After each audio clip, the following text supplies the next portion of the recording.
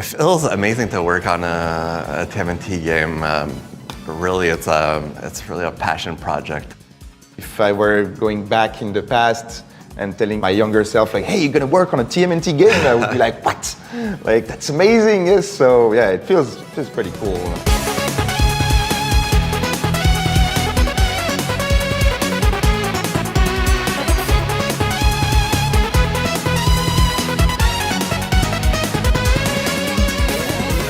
We grew up with TMNT. I remember at Halloween dressing up as Donatello. It's always been like really present in my childhood. So Donatello is your favorite?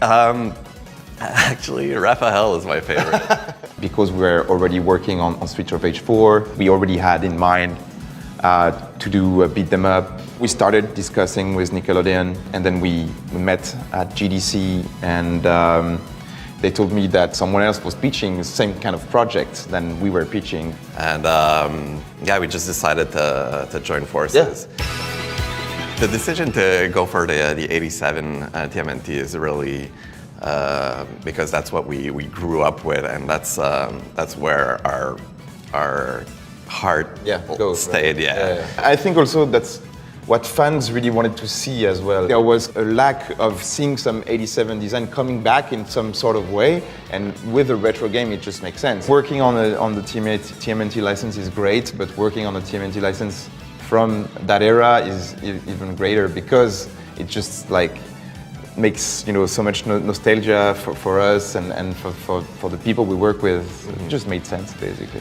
Yeah, all the research was already done. Our kid self did all the work back then. So it was really exciting to go back to that time. I think also the beat 'em up genre was really at its prime around the 90s. So it just made sense to go back to that design and that era.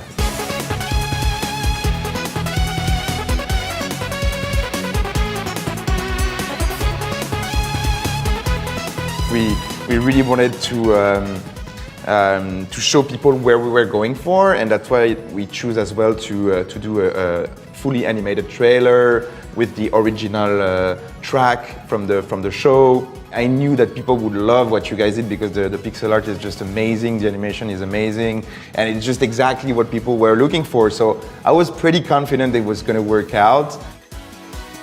I feel like the TMNT games were really at its prime during the arcade era of the 90s. So it only made sense to go back to the roots. All the toys, the comics, the show, when we started working on the project, it all came back to me, kind of like even the toys I had back in the days, the ones that I really cherished, and that we could see in the game. It was super exciting, because in the end, like, you can relive that period, and with a game like that, especially with those beautiful pixel art, it was just perfect with that design, and I'm glad that Nickelodeon let us do that, definitely.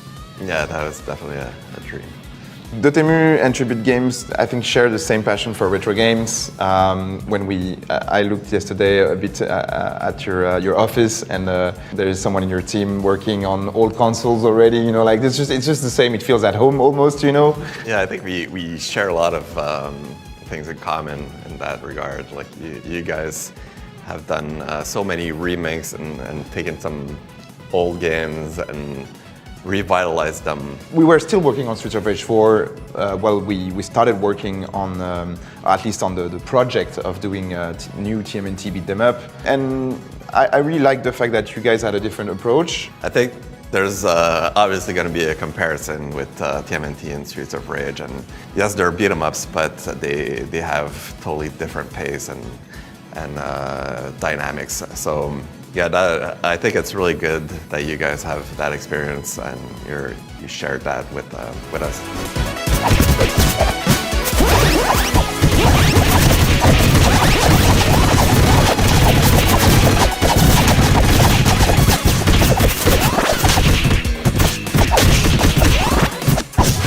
This is actually the second TMNT game that I've worked on.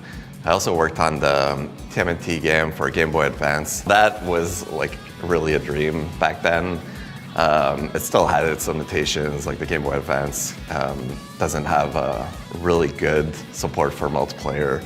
And we all know that TMNT needs to be played for players. Yeah, absolutely. So this is like a second chance at really doing the best project that we could imagine.